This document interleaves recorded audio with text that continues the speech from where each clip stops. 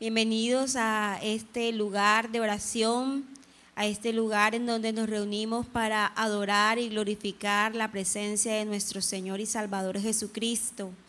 Él es la luz que vino al mundo, y a través de Él podemos nosotros recibir la gracia de la salvación y tener esperanza para la vida eterna. El Señor en su infinito amor nos llamó, nos escogió, nos hizo parte de su cuerpo, que es la iglesia, y hoy nos bendice con su presencia y con la palabra, la promesa que está en su palabra, que donde hay dos o más congregados en su nombre, allí está Él. Y nosotros creemos en esa promesa, creemos que aquí congregados en su nombre, su presencia está en medio de nosotros, su presencia nos sustenta, nos abraza, nos fortalece, nos llena de bendición y de gozo. Para iniciar esta reunión quiero compartirles la palabra. En el libro de los Salmos, el Salmo 16, es un salmo de David y habla de una herencia escogida. Salmo 16, leemos la palabra en el nombre del Padre, del Hijo y del Espíritu Santo de Dios. Guárdame, oh Dios, porque en ti he confiado. Oh alma mía, dijiste a Jehová, tú eres mi Señor, no hay para mí bien fuera de ti. Para los santos que están en la tierra y para los íntegros es toda mi complacencia. Se multiplicarán los dolores de aquellos que sirven diligentes a otro Dios. No ofreceré yo sus libaciones de sangre, ni en mis labios tomaré sus nombres. Jehová es la porción de mi herencia y de mi copa. Tú sustentas mi suerte. Las cuerdas me cayeron en lugares deleitosos, y es hermosa la heredad que me ha tocado. Bendeciré a Jehová que me aconseja, aún en las noches me enseña mi conciencia. A Jehová he puesto siempre delante de mí, porque está a mi diestra, no seré conmovido. Se alegró por tanto mi corazón y se gozó mi alma. Mi carne también reposará confiadamente, porque no dejarás mi alma en el Seol, ni permitirás que tu santo vea corrupción. Me mostrarás la senda de la vida. En tu presencia hay plenitud de gozo, delicias a tu diestra para siempre. Amén. Delicias a la diestra del Señor, plenitud de gozo, paz, seguridad y confianza. Esas son las promesas del Señor para los que creen en Él, para sus santos, los que confían en su nombre. Él nos enseña, Él nos guarda, Él nos sustenta, Él nos hace rebosar de gozo, de paz, porque Dios es bueno y para siempre es su misericordia. En esta mañana hemos venido a presentarnos delante de Él para que Él sea quien nos enseñe, quien nos dirija, para que Él sustente los corazones, para que aliente al que se siente sin ánimo, desanimado, para que sane al enfermo, para que liberte al cautivo. Es la obra del Señor para los que en Él confían. Amén. Así que hoy, con corazones dispuestos, con alegría, con sencillez, con humildad de corazón, adoremos al Señor, gocémonos en su presencia, rindámonos delante de su nombre, porque Él es bueno y está aquí en medio de los que adoran y alaban su nombre. Amén. Cordial saludo para todos nuestros hermanos que hoy vienen a congregarse a este lugar, que disponen sus vidas para que el mensaje de la palabra de Dios pueda seguir transformando nuestras vidas, las vidas del creyente o de los creyentes. La vida de los creyentes es purificada, santificada, aún también en el caminar, en el tiempo en que nosotros andamos. Las pruebas y las tentaciones, que son dos cosas distintas, ocurren en el andar de la vida. Y en ese andar de la vida es que vamos madurando de acuerdo a nuestra cercanía con Dios. Dependemos de su palabra, dependemos del guiar del Espíritu de Dios a nuestras vidas para poder vivir y alcanzar esa estatura que el Señor nos ha solicitado. ¿Cuál es la estatura que nos pide el Señor a nosotros o cuál es el modelo que nos invita a seguir? Cristo Jesús, dice la palabra, que hasta que seamos perfeccionados, ¿verdad? Somos perfeccionados por Él, en Él y para Él. En Él, por Él y para Él. Y eso nos lleva a nosotros a que tengamos una completa y absoluta dependencia de Él. Así que, aunque estemos en una empresa trabajando, allí estamos viviendo como hijos de Dios. Aunque estemos haciendo un deporte, allí somos embajadores del Evangelio de Jesucristo. Y en la congregación, por supuesto que también, ¿verdad? Pero la vida cotidiana es la que vivimos fuera de nuestro entorno eclesiástico, el empleo, en la calle, en el supermercado, como ciudadanos. Y es donde el Señor quiere que hagamos mucha más fuerza o mucho más trabajo para dar a conocer ese su nombre. El trabajo real nuestro no está acá. Nuestra congregación tiene que ser como ese lugar donde venimos a refugiarnos en su palabra, a donde venimos a compartir, donde venimos a aprender, donde venimos a nutrirnos para poder vivir fuera de este lugar donde nos hemos congregado una vida que agrada al Señor.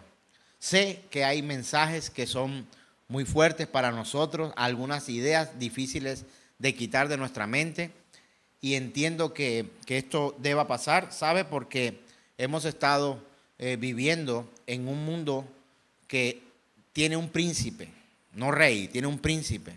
Y dice la Escritura que este mundo es gobernado por el príncipe de la potestad del aire. Hay un principado en el mundo, por acá, por allá, por donde quiera que nosotros podamos ir, viajar 40 horas o 50 horas y llegar a un lugar. Este mundo está sometido también a que esa autoridad, digamos, una autoridad que gobierna las esferas de la maldad, el mundo, la tentación, está disponible en cualquier lugar también donde nosotros vayamos. Pero tenemos que entender que la instrucción de Dios para sus hijos es para que aunque este mundo tenga un príncipe, sepamos y reconozcamos que nosotros no tenemos príncipe, sino que tenemos rey. ¿De acuerdo? No nos sujetamos al príncipe de la potestad del aire ni al príncipe de este mundo, como él mismo lo ha llamado, sino al Rey y Señor, Dios Todopoderoso, dueño de lo que vemos y lo que no vemos, de lo conocido y lo no conocido. Y solamente a través de la Escritura nosotros podemos ser guiados para conocer hacia dónde nos está dirigiendo el Señor. Así que hoy, siguiendo la serie La Iglesia Funciona, continuamos con esta enseñanza que Él nos trae a nuestras vidas. Hoy vamos a ver un tema que hemos titulado obras. Y vamos a ver estas obras desde dos puntos de vista.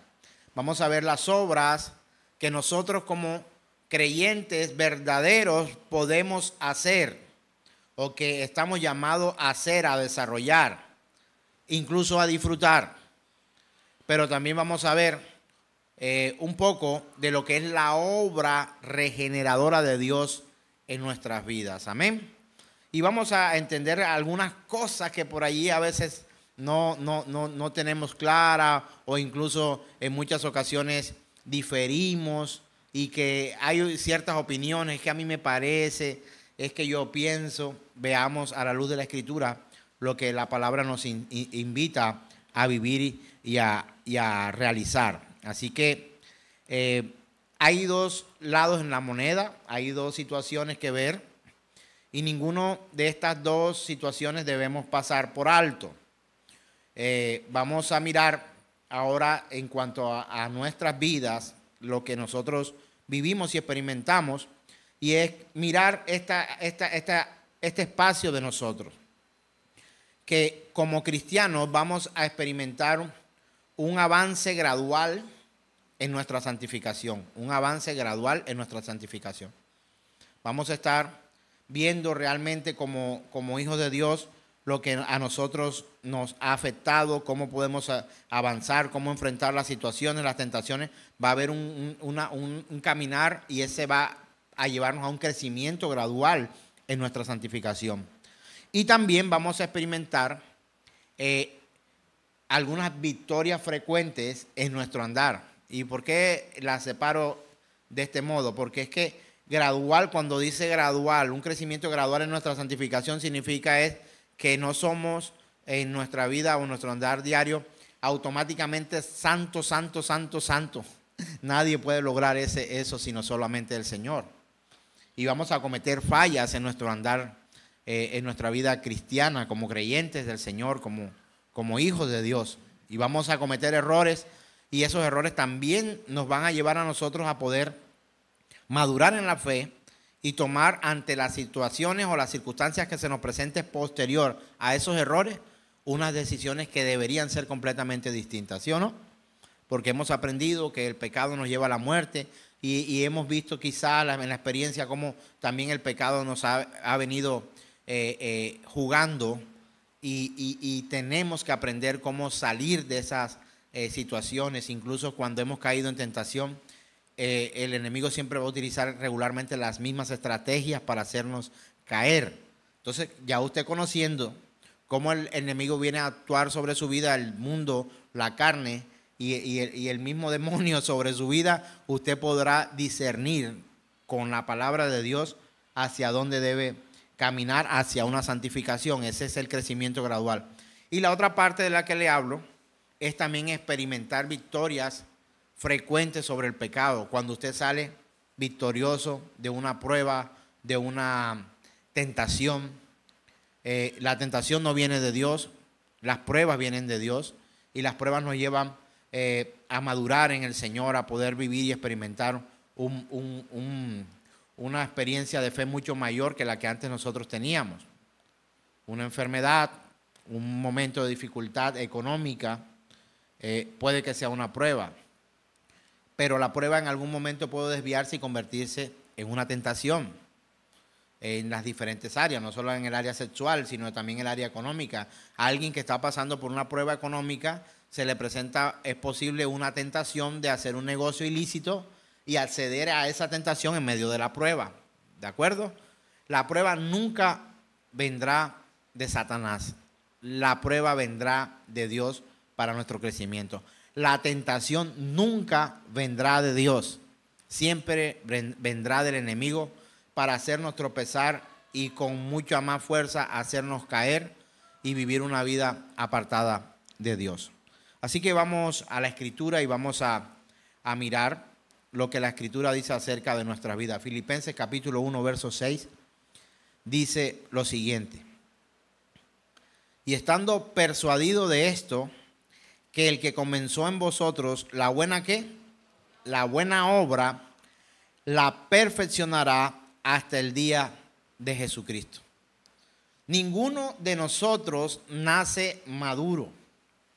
Todos llegamos a experimentar en nuestra vida cristiana altibajos, de principio a fin. Pero cuando empezamos a caminar y tomamos la palabra de Dios como cierta, como verdadera y suficiente, nos damos cuenta que hemos venido o habíamos venido cometiendo ciertos errores, no solamente doctrinales, sino de vida. Cómo nos veníamos desarrollando antes de no conocer ciertos aspectos que la palabra de Dios nos lleva a nosotros para ir en esa perfección que Dios llama. Dice, sed perfecto como vuestro Padre Celestial es perfecto. Pero nada, ninguno de nosotros que estamos aquí puede decir que ya ha alcanzado. El apóstol Pablo decía, no es que ya yo lo haya alcanzado todo, pero una cosa hago, prosigo hacia la meta, el premio, el supremo llamamiento, que es en Cristo Jesús, Señor nuestro. El apóstol Pablo, un hombre, un señor de la predicación, un hombre inspirado por Dios, un hombre guiado por Dios para llevar el evangelio a muchos de nosotros que hoy recibimos la palabra. Y el mismo apóstol Pablo, que le escribe a los filipenses, nos recuerda esto también. A la iglesia que estaba en Filipos le recuerda, le dice, estando persuadido de esto. ¿Cómo es persuadido de esto? ¿Qué quiere decir eso? Alerta, convencidos, pendientes de esto. ¿De qué? que esto está diciendo, esto tiene que tenerlo en cuenta. Le dice que el que comenzó la buena obra en vosotros, la perfeccionará hasta el día de Jesucristo. Parece que tuviera un inicio, ¿verdad? Pero también muestra un final. ¿Y cuál es ese final? Dice, hasta el día de Jesucristo. ¿Cuál es el día de Jesucristo que el apóstol Pablo está hablando acá? El día de su venida, el día en que toma su iglesia, el día que nos vamos con él y empezamos a vivir una eternidad guiados directamente cara a cara de la voluntad y de la misericordia de Dios. Ya seremos vestidos con nuevas ropas. Estos cuerpos que se envejecen, se arrugan y se enferman, ya no estarán allí, sino que Él glorificará su nombre, manifestará su nombre a través de vestirnos con nuevas ropas y viviremos de una manera espectacular, santo, semejante, dice la Escritura, a los ángeles. Ya esta carne no pedirá, hermanos, ni agua pedirá este cuerpo. Este cuerpo ya estará acá, seremos despojados de esto. Y esa es una buena noticia. O sea, más o menos lo que le decía el Señor Jesús a aquella mujer, si tú supieras quién te pide agua. Dice, el que viene a mí no tendrá sed jamás. Me hago entender, sabe de lo que estoy hablando. Ya no vamos a necesitar ni agua. ¿Por qué? Porque cuando Él venga en su reino y nos trae a nosotros la buena noticia y nos da la bienvenida y nos dice, buen siervo y fiel, en lo poco fuiste fiel, en lo mucho te pondré. No está diciéndonos que nos va a dar carro nuevo, casa nueva, techo nuevo, o un nuevo cargo, o un nuevo empleo en esta tierra. No. Nos está diciendo que en lo poco, aún teniendo todo esto que he mencionado, Él lo llama poco, porque son añadiduras de este mundo, no es eterno. Y nos llama a nosotros para que pasemos a vivir una eternidad con Él, el momento más maravilloso que es nuestra graduación, cuando Él nos dice, buen siervo y fiel, cuando nos diga, espero que a todos los que aquí nos congregamos nos pueda el Señor decir, bienvenido a casa. No, pero mi casa queda en Manzana casa 16, urbanización Villa del Mar, Santa Marta, Colombia, Suramérica. Él va a decir, no, esa no era tu casa, hijo, tu casa es la que yo he preparado para ti, para que vivas juntamente conmigo y nuestro Padre, y la presencia eterna del Espíritu de Dios en medio de nosotros. Conoceremos al Padre, al Hijo y al Espíritu Santo cara a cara, el momento más maravilloso que cualquier creyente podría experimentar. Ahí nos encontraremos con los siervos que hemos oído de la Escritura, de la palabra, aquellos que hicieron proezas, aquellos que hicieron cosas tan excelentes, aquellas mujeres siervas de Dios, como María, he aquí la sierva del Señor, una mujer consagrada para Dios. Un apóstol Pablo, un hombre trabajador en el evangelio que decía, a mí me conviene morirme, a mí me gustaría irme ya, pero a causa de predicar el evangelio me es necesario estar aquí y seguir adelante. Entonces, Juan, todos estos, Pedro, todas estas personas, conocer a David, no sé si, pero no será esta la máxima de un creyente real. La máxima, ni las calles de oro, ni el mar de cristal, sino conocer cara a cara al Dios todopoderoso, el Dios del universo conocido y desconocido. Ese sería un caminar completamente diferente. Ya no tendremos necesidad. ¿A cuántos han llorado últimamente? Algunos lloran. Hemos llorado por algunas cosas. Dice la Escritura, ya no necesitaremos ni siquiera ya no habrá más llanto, ya no habrá más dolor. No nos preocupará nada. Absolutamente nada, porque Él mismo, dice la Escritura, enjugará las lágrimas de nuestros ojos, nos pondrá sus ropas y vestiremos de esa gloria de Dios. Viviremos completamente distintos a lo que podríamos vivir aquí en este mundo. Eso es de lo que está hablando el Señor, de ese día maravilloso, de llevarnos a nosotros a esa perfección. Nada de lo que está aquí, aunque la creación, podemos decir, la creación es perfecta. ¿Por qué es perfecta? Porque la hizo Dios. ¿Y por qué nosotros llegaremos a la perfección? Porque nos hizo el Señor, Él es creador. Y nosotros, sus criaturas, sus hijos, en el caminar de la vida vamos a experimentar errores. Por eso no nacemos perfectos. Nacemos todos pecadores. Y necesitamos ese proceso del que habla la Escritura en Filipenses 1:6 que hemos dicho, estando persuadido de esto, que el que comenzó en vosotros la buena obra, la perfeccionará hasta el día de Jesucristo. Podríamos decir, seremos perfectos como nuestro Padre, como Jesús, como el Espíritu de Dios es perfecto y viviremos completamente distintos. Y entender, hermanos, que no seremos libres por completo en este mundo del pecado. No lo seremos, seremos tentados todo el tiempo. Ya entiende por qué la verdadera iglesia del Señor anhela que Él venga ya. Porque es suficiente, basta con la vida de pecado que llevamos, con la vida torcida, apartada del camino de Dios. Muchas veces anhelamos, aún siendo pecadores, la misma iglesia, nosotros mismos anhelamos que ya venga. Ya yo quisiera que el Señor viniera por nosotros. Vemos guerras, abusos, injusticia, tanta maldad en este mundo que quisiéramos, nos matamos por dinero, nos matamos por posesiones, nos matamos e incluso nosotros desgastamos nuestra vida muchas veces por tener cosas para esta tierra sin preocuparnos realmente por lo que realmente importa y es eterno, y es esa salvación. Entonces, entender esto, hermanos, que vamos a ser perfeccionados en el camino. Y por otro lado, los que profesan ser cristianos y no demuestran ningún avance en el proceso de su santificación, deberían estar realmente preocupados porque esto no avanza. ¿Sabe? Dice que si lo perfeccionará, la escritura que hemos leído hoy, hay como unas demostraciones, ¿verdad? Hay unas obras que nosotros hemos sido llamados para realizar, para vivir de tal modo. Recuerda que el tema anterior, si no lo vio, está en YouTube, ahí cargadito. Tratamos un tema que se llamaba ¿cómo? Resultados. Los resultados, ¿verdad? De cómo es vivir nosotros, ¿cierto? Al creer hay unos resultados, hay unas muestras, y no solamente en nosotros, sino también de parte del Señor para nosotros. Yo pregunto, yo le hago esta pregunta y yo quiero que usted analice en cuanto al tema anterior que fueron resultados y este tema hoy de que está hablando con una esperanza de que vamos a tener un tiempo de perfeccionamiento. Pregunto, ¿Dios le entrega todo al creyente cuando Él es entronado en la vida de ese creyente? ¿Le entrega todo lo que necesita?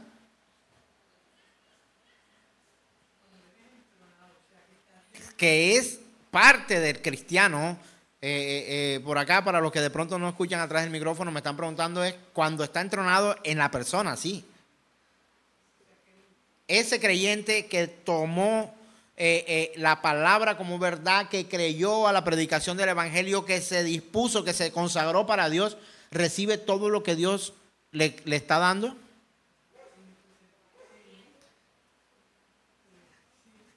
Porque a veces quedamos como que sí será todo, sí será más o menos. Si nosotros leemos la escritura, dice que continuará la obra en perfeccionamiento. No lo hace perfecto inmediatamente. Hay cosas que sí le entrega.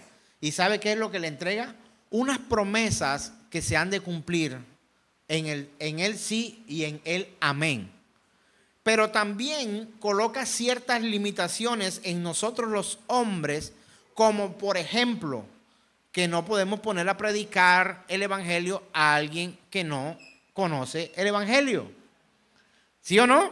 Entonces te va a entregar en tu fe todas las promesas que Él ha prometido son en el sí y en el amén. ¿De acuerdo? Pero te irá perfeccionando. Entonces dice la escritura, no coloques a un neófito allí porque es posible que se vaya a envanecer. O sea, hay cosas que tienen que ir con calma para ir a predicar el evangelio, aunque vemos casos de aquellos que fueron encontrados solamente una vez con el Señor y fueron y predicaron lo que tenían que predicar. Pongo nuevamente el ejemplo de aquella mujer samaritana que estaba en el pozo, que recibe la revelación de quién es Cristo, el Mesías, el ungido, el Salvador, y ella sale a correr y a decirle a todos los de su pueblo que su vida ha cambiado porque ha conocido al ungido, al Mesías. ¿Ya lo ves? Pero ella no vino a hablar de doctrina y enseñar a la congregación, o fue a predicar a una, entre comillas, iglesia que estaba ubicada en alguna de las regiones. No. Ella fue y predicó lo suyo. El endemoniado gadareno, cuando el Señor le liberta, él dice, yo me quiero ir contigo. Oye, qué diferencia hay, ¿verdad? Se encontró un joven rico con muchas posesiones y le dice, ven, sígueme. ¿Y el tipo qué pasó?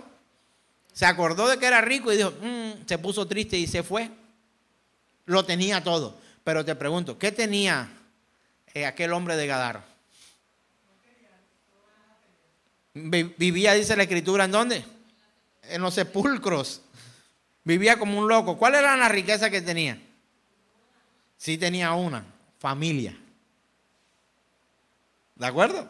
Y el Señor le hace libre y él se ofrece, le dice, yo me quiero ir contigo.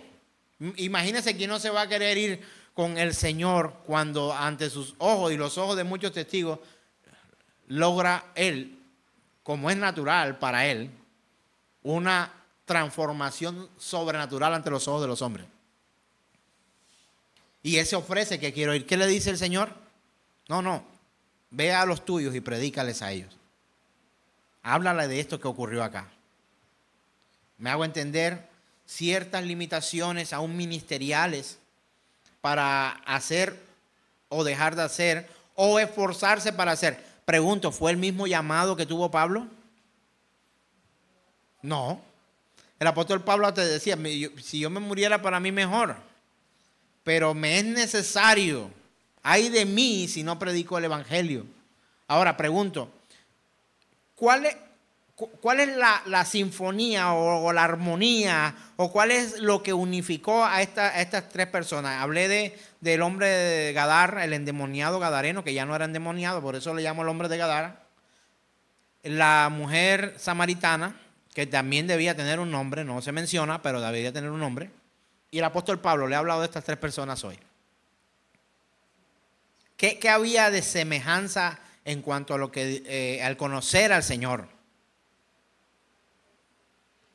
Además de la fe, de que ellos creyeron en el Señor, ellos lo que tenían en común es que tenían una tarea en común.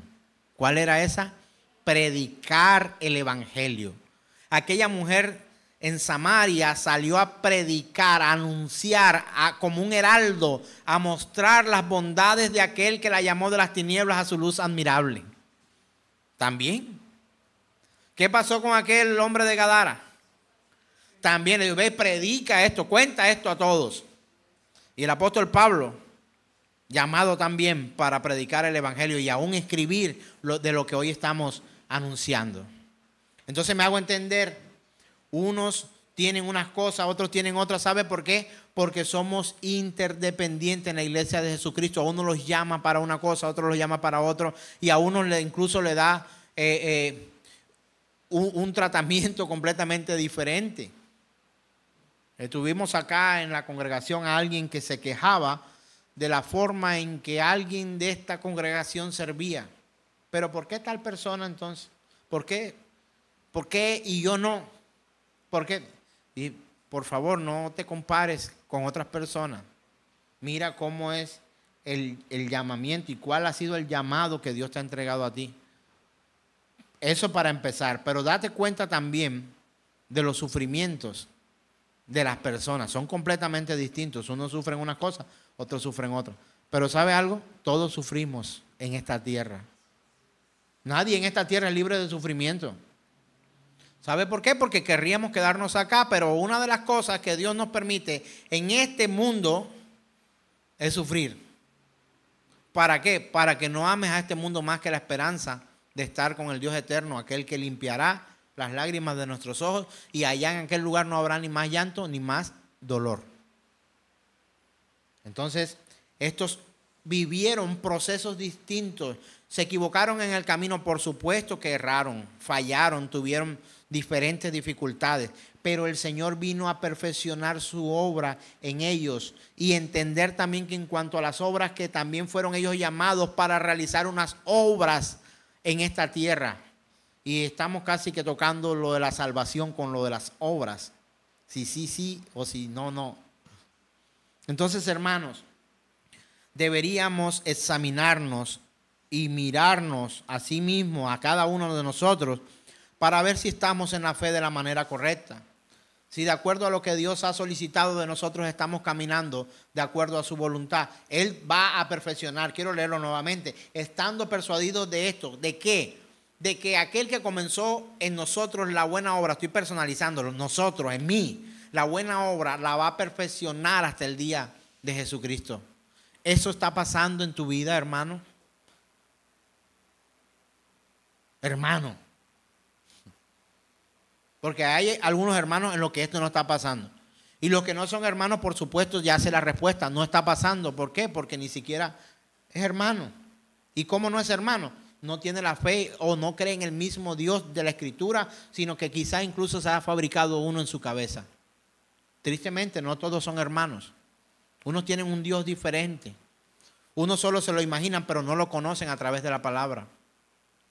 ¿A qué Dios debemos conocer? ¿Al que tiene el hermano en la cabeza o el amigo nuestro en su cabeza, o al Dios de la Escritura?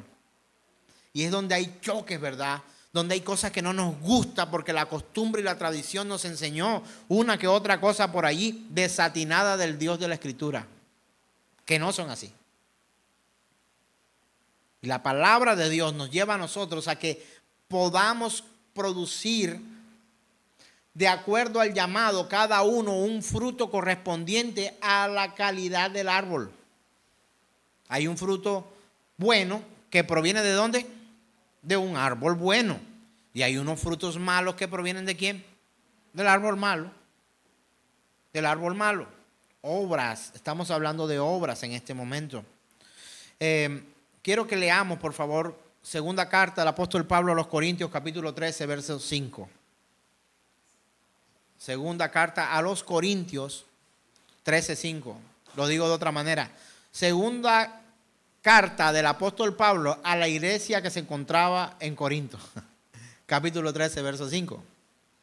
¿Qué dice la Escritura? Examinaos a vosotros mismos si estáis en la fe. Probaos a vosotros mismos. ¿O no os conocéis a vosotros mismos que Jesucristo está en vosotros, a menos que estéis reprobados?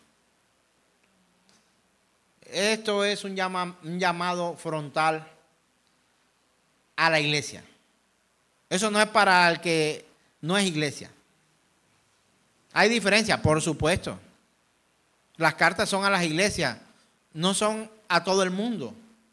Estas cartas, comprenda esto, hermanos, son dirigidas a iglesias o congregaciones que estaban ubicadas en diferentes territorios.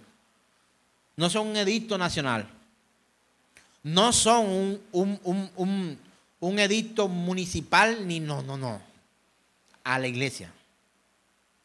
Y estas instrucciones deben llegar a nosotros de la manera correcta, predicada de la manera correcta. Porque hay instrucciones que eran para unos y otras que eran para otros. Y nosotros como gentiles o como los hijos adoptados del Señor, hay puestos en esa matriz de Dios, por decirlo de alguna manera, como sus hijos. Habrán cosas que no son para nosotros, que eran para los judíos, y debemos entenderla. Pero hay cosas que son para la iglesia.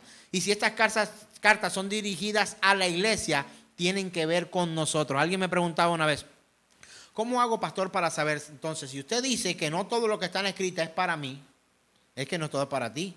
A ti Dios no te mandó a que agarraras un cuchillo y fueras a sacrificar a tu hijo. ¿O acaso estás esperando que salga una voz que te diga, detente, para que no mates a tu hijo? Estarías perdiendo tu tiempo y creo que tu libertad también, y a un hijo. Porque eso no te lo mandó a ti, se lo mandó a Abraham. Entonces, tú no puedes tomar todo lo que la instrucción de Dios dice a través de la Escritura, porque es que no todo es para que tú lo hagas. Hay unas cosas que son para ti y otras cosas que son para el Señor. Y de hecho hay cosas que son para el mundo. Por ejemplo, arrepiéntase. Para la iglesia también. ¿Y cómo lo dice? El que es santo, que se santifique más. ¿Verdad? ¿Sí o no? Así lo dice la Escritura. Entonces hay cosas que sí son para nosotros, que son para todos, que son para la iglesia, pero también hay cosas que son destinadas a cada uno. Cada uno debe hacer. ¿Quién de ustedes está llamado a predicar a mi oficina? ¿Al personal de mi oficina? No pasa de portería. Es una institución del Estado, no pasas. Tienes que anunciarte. ¿Y qué va a hacer allá? No, yo vengo a predicar la palabra de Dios en tal oficina. No te dejan entrar. Yo fui puesto por Dios allí para también llevar, no solamente mi lugar de predicación es este. Pero cuando los compañeros necesitan un mensaje, una palabra, ahí me van a encontrar para también llevar en tiempo y fuera de tiempo, debo confesarlo, el evangelio, la palabra de Dios. Yo soy llamado para hacer esa labor, no tú. Y algunos me dicen, es que el pastor, mi esposo no se ha convertido o mis hijos no se convierten porque el pastor no va a predicar a mi casa. Tu responsabilidad. Yo le predico a mis hijos, tú le predicas a los tuyos. Y yo te predico a ti en la congregación. Y te doy un consejo en una sesión de consejería, no sé, o de una charla fraternal, no sé, como hermano. Pero tu responsabilidad es predicarle tú a tus hijos, tú a tu esposa, tú a tu esposo, tú en asumir el sacerdocio, bien entiéndase, de llevar las riendas del hogar con respecto a lo que Dios nos ha ilustrado como los hombres debemos funcionar en casa. Es mi labor en casa. No puedo ir a poner orden en la tuya. No puedo controlar tu esposa. Esto estaría mal. No puedo yo controlar tus hijos. Es tu labor. Y hay unas obras, de eso estoy hablando, desde dos aspectos las obras, hermano. Número uno, la obra regeneradora del Señor en nuestras vidas. ¿Sí o no? Esa es una obra. ¿Y cómo tenemos esa obra nosotros? ¿Está clara o confusa? Está clara. Aquel que comenzó la buena obra en nosotros, la perfeccionará hasta el día de Jesucristo. Está clara. Ahí no hay nada que discutir. Él perfeccionará a los suyos. A los que llamó, a eso también santificó. Y a los que santificó también justificó. ¿Quién? Él. Hay una obra regeneradora del Espíritu de Dios en nosotros. Esa no tiene duda ni asomo de que va a fallar. Seremos perfeccionados en Cristo Jesús. En Él, dígalo conmigo, en Él, por Él y para Él. Para eso está la iglesia. O sea, la iglesia funciona así. Seremos perfeccionados, hermano. Váyase con esto en la cabeza. En Él, por Él y para Él. Para su sola gloria. Para su sola gloria. Pero también hay unas obras, hermanos, que nosotros debemos realizar en esta tierra mientras caminamos de la mano del Señor. Ahora, si no te importa realizar esas obras, permíteme indicarte o sugerirte que pienses en tu santificación. Porque si no te interesan esas obras, habla mucho de tu estado como creyente. No, que como la salvación no es por obra, la salvación no es por obra, es porque es por gracia y esa gracia viene de Él. No estamos hablando de salvación. En cuanto a las obras que nosotros debemos realizar, tenemos que tener. Es verdad que debemos renunciar a las obras, pero a un tipo de obras que habla la Escritura. Y a primera vista podemos ver que puede llegar a ser inapropiada en cuanto a la confusión que llega a nosotros. La Escritura dice en Efesios capítulo 2, verso 10, quiero que leamos, Efesios capítulo 2, verso 10. Te voy a nuevamente a mencionar cómo deberíamos mencionar esta coordenada en la Biblia. O sea, esto que vamos a leer, cómo deberíamos hacerlo. Carta a la iglesia que está ¿dónde? En Éfeso. Este mensaje es para la iglesia, y si tú eres de la iglesia, ese mensaje es para ti. ¿Sí o no? ¿De acuerdo? Tienes que comprender algo, hermano, antes de leer ahí. Tienes que comprender algo. Y quiero hacer hincapié una vez más en esto. Hay cosas que fueron escritas para la iglesia y hay cosas que fueron escritas para todo el mundo y hay cosas que fueron escritas o instrucciones que nos cuentan que fueron dadas o dictadas para ciertas personas. ¿Qué es lo que te corresponde a ti? Pastor, ¿qué me corresponde a mí? Lo de la iglesia. Y si usted quiere aprender doctrina de la iglesia, vaya a las cartas.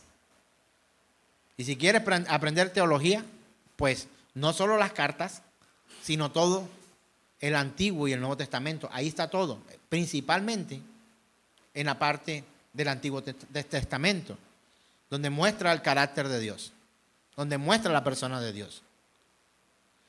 Cuando yo tomo la Biblia y leo un libro, analizo esto. Esto es para ellos. ¿Para quién es esto? Hay unas cosas que son para ellos, otras que no son para mí. Y cuando analizo que es para la iglesia, entonces yo digo, ahí voy yo. Volvemos a Efesios capítulo 2, verso 10. Recuerden, carta a la iglesia que se encuentra en Éfeso, capítulo 2, verso 10. Dice, porque somos hechura suya. ¿Hechura de quién? De Dios. Creados en Cristo Jesús, ¿para qué? Para buenas obras, las cuales Dios, se refiere al Padre, preparó de antemano para que anduviésemos en ellas. Quiero que analices algo acá. ¿Está hablando de salvación aquí? ¿Cuál es el tema principal de este versículo 10? Vamos a leerla nuevamente. Porque somos hechura suya, creados en Cristo Jesús para buenas obras, las cuales Dios preparó de antemano para que anduviésemos en ella. Quiero que para que hagas un análisis crítico o literario. Esto tiene que ver con estrategias para aprender de qué se está hablando o de qué está tocando una frase o un fragmento escrito por un autor cualquiera. Usted tiene que preguntar qué, cómo, dónde, cuándo, para qué. Entonces, vamos a mirar. Y voy a leer de atrás hacia adelante. Dice, Dios preparó de antemano para que anduviésemos en ella. ¿Qué fue lo que preparó Dios de antemano para que anduviésemos en ella? Buenas obras. Ahora, si yo pregunto, ¿quién preparó las obras? Dios. Muy bien. Y dice, creados en Cristo Jesús para buenas obras. Fuimos creados por...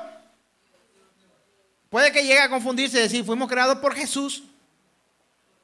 Usted fue creado por Dios, pero fue creado en Cristo Jesús. ¿Qué quiere decir eso? Es que cuando tú fuiste creado como hombre o mujer, como ser, cuando Dios te crea a ti, te crea con un propósito. Él no te creó así como decían en mi pueblo, Ciénaga Magdalena, Tangamandapio del alma.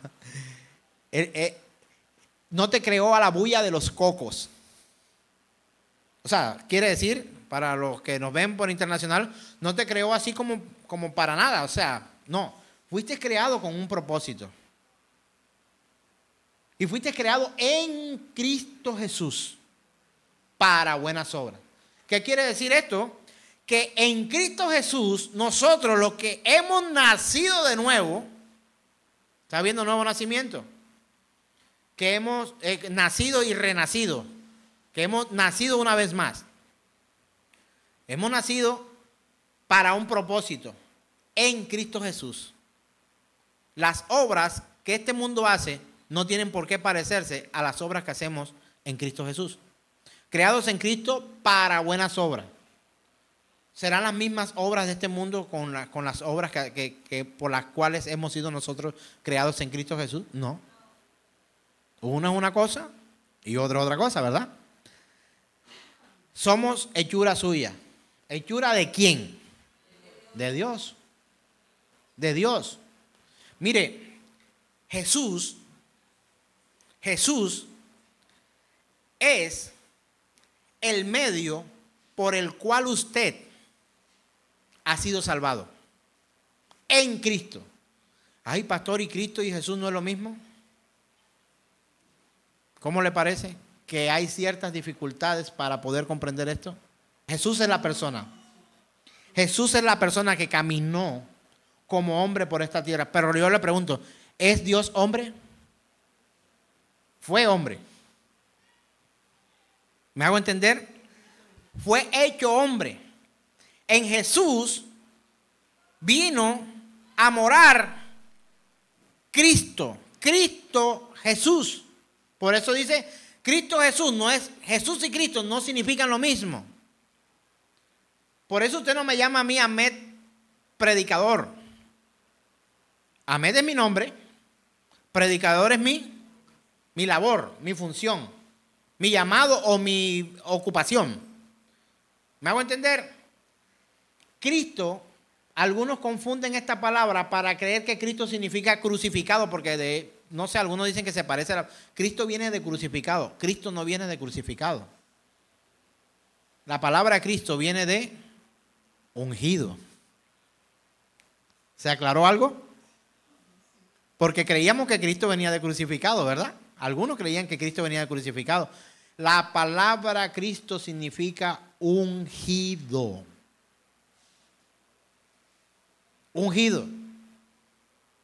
Ungido. ¿Por qué Jesús no extendió su vida eterna en medio de los hombres hasta el fin de los tiempos? Porque su cuerpo era mortal. ¿El cuerpo de quién? De Jesús. Fue muerto y resucitó. Pero Cristo, que podemos decir Cristo Jesús, el Señor, es eterno. Por eso el cuerpo de Jesús no podía permanecer en medio de los hombres a través de los años. Tenía que subir al cielo. No sé si he escuchado una canción por ahí que dice, no sé qué tan buena sea, pero he escuchado una estrofa que dice, el cuerpo de Mahoma, ahí está enterrado, ahí están sus huesos. El de Buda, ahí están sus huesos. Pero el cuerpo de Jesús ascendió a los cielos. ¿Hay evidencia de que Mahoma ha muerto? ¿Sí o no? Y esto no me pone a pelear con los musulmanes. Hay evidencias de que, ¿quién otro? De que Buda murió. Deben estar sus huesos o los rastros de sus huesos. Hermano, sin que se ofenda, los huesos de Pablo usted puede, si lo encontraran, gloria a Dios. De la madre de Jesús, de Juan, de ¿quién más? De todos, los hombres y mujeres. Pero la Escritura habla de la ascensión del cuerpo de nuestro Señor, porque ese cuerpo no podía permanecer hasta estos tiempos. Pero pregunto, ¿eso no es eterno el Señor? Es eterno. Pero su cuerpo no podría permanecer en medio de nosotros. Porque el cuerpo que Jesús tuvo mientras anduvo en esta tierra, el Cristo, el ungido de Dios, tuvo, ese cuerpo tenía unas limitaciones. Sentía dolor, sentía hambre, sentía sed, era cuerpo. Por eso nos estrellamos en la Biblia cuando leemos que nuestro Dios todopoderoso y es llamado el invisible. Porque si te preguntara, ¿cómo te imaginas a Dios? De pronto tú te lo imaginas como yo me lo imaginaba. Como un anciano de pelito blanco, de buena barba, de ojos claros así, de tez blanca, con unas manos así maravillosas, tal, espectacular. Y la Escritura dice, nadie ha visto a Dios. Nadie ha quedado sin vida, con vida, perdón, al ver a Dios. Moisés lo vio, dice que partió la roca al Señor al pasar. Y en la roca hizo una endija. O sea, era una roca, la partió, ¡pra! Al partirla por ahí. Y dice que solamente vio sus espaldas. Una manera de, como la espalda de Dios, no es así fornida, tenía no sé qué, se le veían las venas así de lo fuerte que él es, no. Es una forma de decir que él pasó y se alejó. Poder ver a Dios en su andar al pasar Tú no lo puedes ver que viene. Cuando dice al pasar es que va. Y si va, lo que ves es sus espaldas.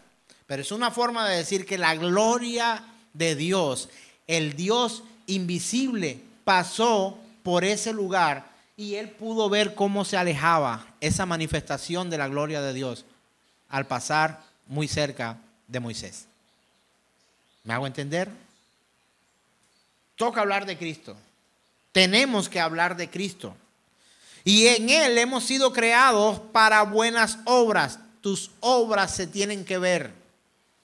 Pastor, pero la salvación es por obra. No estamos hablando de salvación. Ese es otro tema. ¿La salvación es por obra, hermanos? No. ¿Qué tienes que hacer tú para ser salvo? Creer. ¿En quién? En Cristo Jesús, Señor nuestro. Dice la palabra, no hay otro nombre dado a los hombres en el que haya. No hay otro nombre. Asimismo, podemos ver en Santiago capítulo 2, verso 17, lo siguiente. Y me he encontrado con algunos que me dicen, no, pero es que la Biblia se contradice porque en Santiago dice que, no, que las obras, pero acá dice que no es por obras. Es que una cosa está hablando del comportamiento del creyente y otro está hablando de la salvación. La salvación no es por obra. Pero el comportamiento del creyente debe mostrar obras, acciones. ¿De acuerdo? Santiago capítulo 2, verso 17. Dicho de otra manera, este es el escrito del apóstol Santiago capítulo 2, verso 17. Es un documento que se encontró del apóstol Santiago y que lo da a conocer a la iglesia. ¿De acuerdo? ¿Dirigida a quién? A la iglesia. Él está diciendo así, también la fe, si no tiene obra, es muerta en sí mismo. Pastores, que la salvación no es por obra, entonces las obras no me deben importar. Eso puede llegar a ocurrir porque ya he tenido esas discusiones con muchas personas. Discusiones digo en el sentido de hablar, discutir, dialogar, puntos de vista diferentes. ¿De acuerdo? Dice, así también la fe. Si no tiene obras, es muerta en sí mismo. Pregunto, ¿de qué está hablando este pasaje en el verso 17?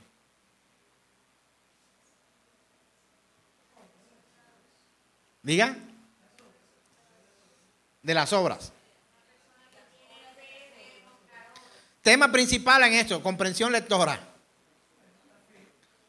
Tema principal no es las obras, es la fe. Vamos a leerlo acá. Ahora de atrás hacia adelante vamos a utilizar este método una vez más. Es muerta en sí misma. ¿Qué es muerta? La fe. ¿Estás viendo una manera diferente de poder leer la escritura también? De poder encontrar de qué se está hablando. ¿Sí lo estás viendo? Es muerta en sí misma. ¿Qué es muerta en sí misma? ¿Por qué es muerta en sí misma? Porque no tiene obras. Ahora pregunto, ¿la fe depende de las obras? Las obras son las que dependen de la fe. Hermanos, ¿estamos siendo instruidos por Dios esta mañana? ¿Estamos siendo instruidos por el Señor? Para que no tengamos duda. No, es que tú te contradices y la Biblia también. ¿Pero cómo? Es que la Biblia dice que la salvación no es por obras. Pero tú me estás diciendo a mí que yo tengo que mostrar unas obras. Si no tienes fe, tú puedes tomar la decisión de no tener obras. Pero si tú tienes fe, recuerda que fuiste creados en Cristo para buenas obras. Nada tiene que ver con la salvación. Ahora, una persona que tiene fe en Cristo Jesús es ¿qué? Salva. ¿Cómo manifiestas tu fe, hermano? A través de las obras. ¿Cómo tú puedes decir que tienes fe si no muestras obras? Por eso el apóstol Pablo también decía, sí, tú tienes fe. Bueno, muéstrame tus obras. Y yo te voy a mostrar mi fe por mis obras. O sea, dicho de otra manera, si tú tienes fe, dime qué es lo que has hecho tú que tienes fe. No, nada, yo tengo fe. Tiene fe para sí mismo. Pero si comprende realmente lo que la Escritura está diciendo es que hemos sido creados ¿en qué? En Cristo. ¿Para qué? Para buenas obras. Hemos sido creados en Cristo para buenas obras.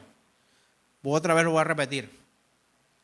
3 cosas importantes que aprender este día que no quiero que se te olviden. Número 1, fuimos creados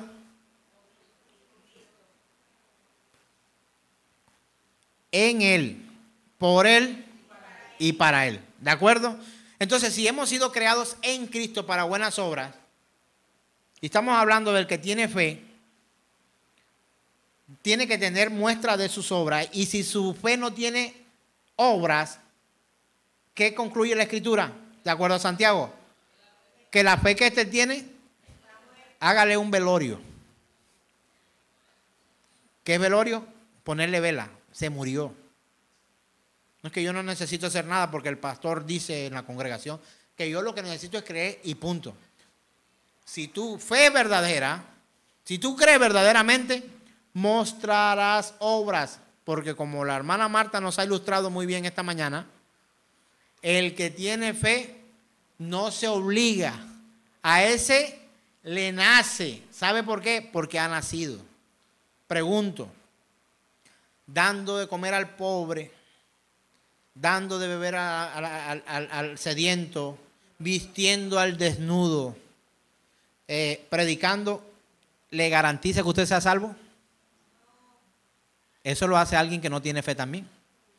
Pero el que tiene fe sabe que esto es necesario hacerlo, sin dejar de hacer lo otro. Como le dijo el Señor, aquel que hablaba del diezmo, diezma de la menta, diezma de todo, pero no tienes...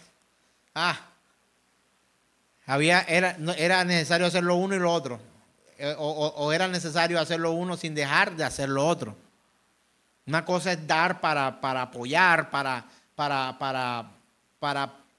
que sigamos proclamando de alguna forma el Evangelio de Cristo Jesús, porque nos congregamos en un lugar, porque usted ofrenda de lo que Dios le da para ayudarnos a mantener este lugar, pagar una cuota, un arriendo, unos gastos y todas esas cuestiones. Y otra cosa es que aquí le tengamos a nosotros un impuesto, no vivo, un impuesto obligado a usted a que usted tenga que pagar para poder estar aquí. Usted no tiene que pagar nada.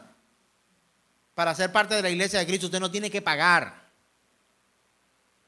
Usted tiene que creer en el Señor.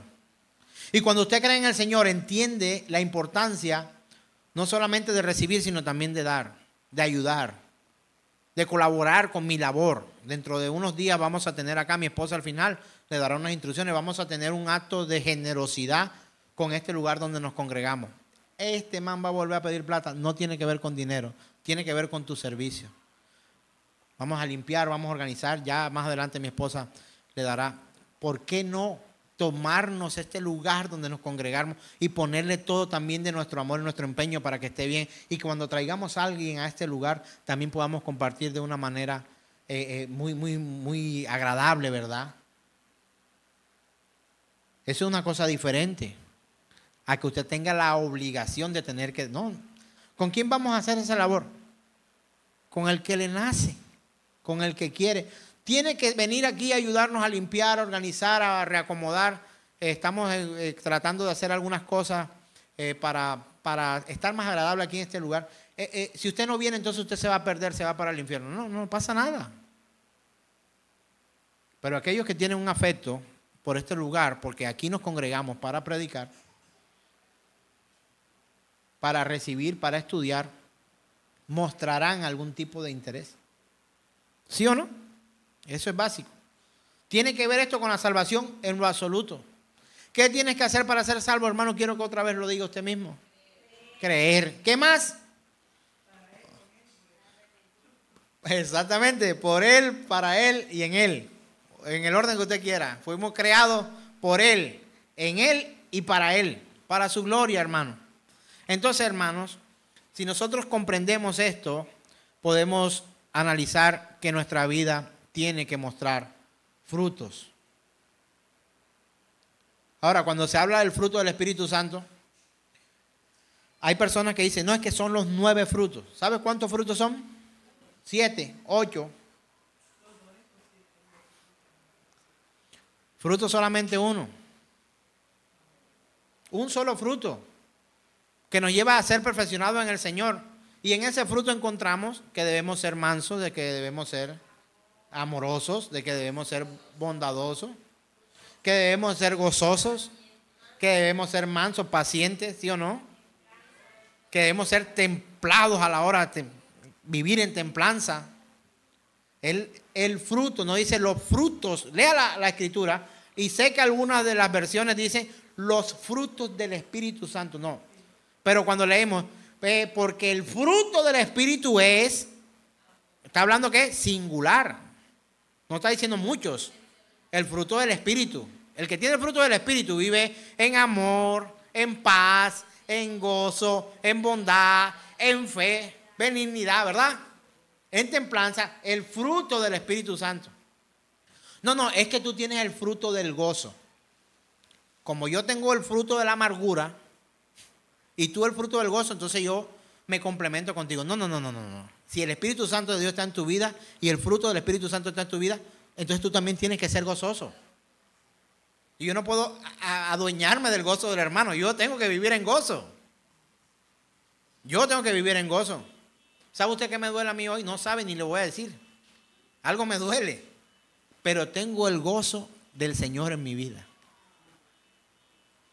Me siento gozoso de poder predicar a mis amigos, a mis hermanos, a mi familia, el evangelio de nuestro Señor Jesucristo. Y sabe una cosa, como dice la canción aquella viejita, el gozo que Dios me dio, el mundo no me lo dio. Y como el mundo no me lo dio, entonces no me lo puede quitar. Y vamos a lo que dice la Escritura, el apóstol Pablo cuando dice, ni la muerte, ni los ángeles, ni ninguna cosa creada. Él dijo nada, ni lo profundo, ni lo ancho, ni lo porvenir, ni ninguna cosa creada nos podrá separar del amor de Dios que es en Cristo Jesús, Señor nuestro. Nada, ni la tristeza, ni la enfermedad, nada nos tiene poder que quitar eso. Y me lleva a recordar también cuando el rey David escribe uno de los salmos, dice, devuélveme el gozo de mi salvación. ¿Sabe por qué? Porque aunque él sabía que el Señor le salvaría, no se sentía gozoso. Hermano, el saber que Dios un día va a venir por nosotros. A veces quiero hablar personalmente, pero tengo que acordarme que estoy hablando a otro. Pero voy a decirlo de manera personal. El solo hecho de saber que un día el Señor va a venir por mí, a mí me tiene que devolver todo el gozo y toda la alegría y todo el amor, la benignidad, el querer hacer las cosas, la paz, el querer seguir predicando el evangelio. Me tiene que reponer porque el saber que Él va a venir por mí un día. Y que no voy a quedarme, que no voy a estar allí. Ese pasaje mío sí estará comprado. Voy a hacer el check-in. ¿No te ha pasado que vas a hacer el check-in y dice su vuelo se ha ido hace 10 minutos? ¡Oh, terrible! Nos pasó ahora que fuimos con mi hijo a la maratón de Medellín. Llegamos, compramos los tiquetes con cierto tiempo de anticipación y cuando llegamos a Medellín en el vuelo desde aquí, bueno, salimos de Barranquilla y cuando ya veníamos saliendo, tenemos que estar dice que el abordaje es a las 11 de la mañana, vámonos a las 9 de la mañana y nos fuimos a las 9 de la mañana, llegamos a las 9:30 al aeropuerto y cuando íbamos a hacer el check-in allá, tarde, encontramos que decía, este vuelo ha salido hace no sé cuánto, hubo un cambio no sé qué y ustedes se han quedado. Nuestro vuelo nosotros salimos de Santa Marta a la ciudad de Barranquilla y de Barranquilla en avión hasta Medellín y de Medellín nos devolvíamos en avión hasta Barranquilla y de Barranquilla a Santa Marta por tierra. Era lo que debíamos hacer. Pero cuando miramos, ¿te llegó un mensaje? No me llegó un mensaje. ¿Te llamaron por teléfono? No, ¿tiene llamadas perdidas? No tengo llamadas perdidas. Oiga, señorita, aquí dice que el avión nos dejó y que hemos llegado tarde y que el vuelo se adelantó, pero nosotros no nos dijeron nada. Ay, qué problema. El otro que tengo es para las 7 de la noche. ¿Cómo va a ser posible? Necesitamos estar... Y le dijimos, lo único que podríamos proponerle es que si tiene un vuelo para Santa Marta, nos lleve para Santa Marta. Y nos dice la chica, oiga, sí, en media hora sale uno para Santa Marta. Vamos a anotarlo allí. Primera clase. Las cosas del Señor. Pero qué tal que usted vaya a buscar, a hacer su check-in ahí, cuando venga el Señor en la nube, y que diga, la nube que usted venía a buscar se ha ido. Llegó tarde. Entonces ahí es donde uno quiere salir a predicarle el evangelio a los que no le predicó, ir a llevar el mercado a los necesitados, a ayudar al que estaba enfermo, llevar a visitar a los presos. Y los presos también, los perseguidos. Ahora, tienes que tener algo en cuenta, que tú visites por misericordia, como un acto de misericordia, a un preso que ha matado a su madre, es un acto de misericordia. Y tú puedes ir a predicar el evangelio. Pero quiero que sepas algo, de los presos que habla la Escritura, no está hablando de esos. Como un acto de misericordia, sí. Presos por predicar el evangelio. Nuestra iglesia perseguida. Hoy, en la Franja de Gaza, recibí un informe el día de ayer. También tenemos hermanos allí. No solamente porque creen, sino porque predican el evangelio a otros en un lugar tan terrible hoy, no porque ese lugar también lo creó el Señor, no tiene por qué ser terrible, sino que la mano del hombre ha intervenido en ese lugar y hay guerra, hay violencia, hay muerte, hay enfermedad, hay destrucción, hay orgullo, hay prepotencia, hay venganza, hay odio, hay pecado, sencillamente. Nuestros hermanos también están allá predicando el evangelio. Y quiero aclararte que sí está Dios ahí. Es el presente número 1 ahí. Y ante sus ojos se están haciendo todas estas barbaries. No hay un lugar vedado para Dios. Todo fue creado en Cristo y para Cristo. El Dios eterno, el Dios invisible, ese Dios que también es omnipresente, ocupa cualquier lugar en el universo conocido y desconocido. Hermanos, así también la fe, si no tiene obras, es muerta en sí misma. Entonces, el verdadero arrepentimiento primero debe llevarnos a renunciar a las obras que son mal vistas para alcanzar salvación. Te lo digo de otra manera, un poco más claro. Renunciar a unas obras. ¿A cuáles? A las que te lleven a creer que por esas obras tú vas a ser salvo. Nadie es salvo por obra. Pero cuando tu fe está puesta realmente en Cristo Jesús, recuerda que has sido creado en Cristo para realizar ¿qué? Buenas obras. Esas obras dan evidencia, muestra, resultado de tu fe. ¿Cuántos hermanos hay aquí? ¿Cuántos son creyentes del Señor, en el Señor? ¿Cuántos creen que el día que Él venga por su iglesia, su check-in estará realizado y estará su nombre ahí? Usted tiene que mostrar buenas obras para las cuales el Señor en Cristo Jesús le hizo a usted.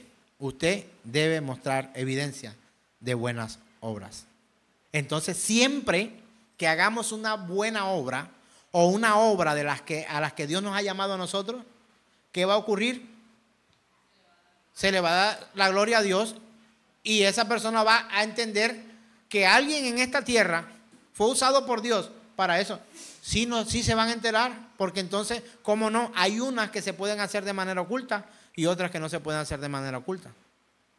Yo podría decir que cuando, sin pedirle a usted nada, compro y llevo, de pronto el hermano me llegara a preguntar, ¿y quién me mandó eso? Es la iglesia, toma. Pero es posible que si esa persona habla conmigo y me dice, tengo una necesidad, por ejemplo, de un medicamento, y yo le diga, espéreme un momento aquí, yo voy, aquí tiene el medicamento. ¿Le puedo salir con el alimento que se lo dio a la iglesia? No puedo decir eso. Esa persona sabe que yo lo compré con mi dinero, porque ella no sabía o yo no sabía que esa persona tenía una necesidad. Fue ahí. ¿Sabe qué va a hacer esa persona? Número 1, le va a dar gloria al Señor. Y número 2, me tendrá en estima, porque al ser su hermano en Cristo Jesús, o quizás no hermano, en Cristo Jesús, esa persona dirá, fue usado por Dios para bendecir mi vida.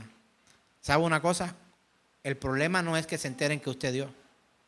El problema real está en que usted haga que otro se entere, porque entonces usted pretendería quitarle la gloria al Señor y tomarse lo que es para Dios. Pero si tú ves, dice la Biblia, que tu hermano tiene necesidad, ayúdalo. Ese hermano que se va a ayudar va a ver que eres tú. Y eso no tiene ningún problema. El problema se genera en nuestros propios corazones, cuando a través de lo que damos queremos ser elevados. Pero si no es nuestra intención, muy bien, nuestra intención, entonces no importa si nos ven o no nos ven. Importante es que nos vea el Señor y que hagamos lo que tenemos que hacer en la iglesia, como parte de la iglesia de Jesucristo. Así que gloria a Dios por su palabra, gloria a Dios por los hermanos, gloria a Dios por aquellos que podemos ayudar y gloria a Dios por las obras a las cuales el Señor nos ha llamado.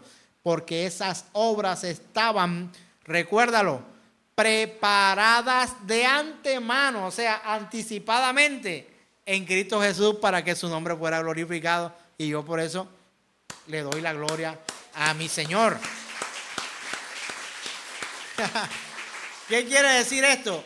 Que cuando usted y yo hacemos una obra, olvidémonos que fue a nosotros quien se nos ocurrió, sino que más bien fue el Señor que nos recordó que usted y yo hemos sido creados en Cristo y para buenas obras. Amén. Gloria a Dios. Aleluya. Así que ánimo, hermano. No pierda eso de usted ayudar a su hermano, ayudar a sus padres, ayudar a sus familiares, ayudar a su familia, ayudar al vecino, ayudar al que conoce, ayudar. Hágalo. ¿Sabe por qué? Porque será glorificado el nombre de Dios. Y aunque usted no lo quiera, usted también será visto como un hombre y como una mujer de Dios. Así usted no lo ande proclamando. El mismo Señor se encargará de exaltar las obras de sus hijos, porque Él es un Dios que también es Padre. Y el Padre se agrada de sus hijos. Y por eso Él también da bendición a sus hijos, aquellos que saben que obedeciendo la voz del Padre actúan. El Señor es glorificado, pero Dios es satisfecho y agradado con nuestras acciones. Amén. Entonces, para terminar, número 1, no estamos hablando hoy solamente de la salvación por las obras, porque la salvación por las obras no existe. No existe la salvación por obras. Aunque quiero decirle, aclararle que sí fue por una obra, pero no tuya. La obra de Cristo Jesús en la cruz del Calvario, que pagó por nuestros pecados. Entonces, en un juego de palabras podríamos decir que sí somos salvos por una obra, no por obras, por una, la de Cristo. Y número 2, entender que si estamos en Cristo, fuimos creados en Él, por Él y para Él, para que su nombre sea glorificado. No para cualquier cosa, sino ¿para qué? Para buenas obras y que el nombre del Señor sea glorificado. Aleluya. Amén, amén, amén. Maranata. Viene Cristo. Viene Cristo Jesús.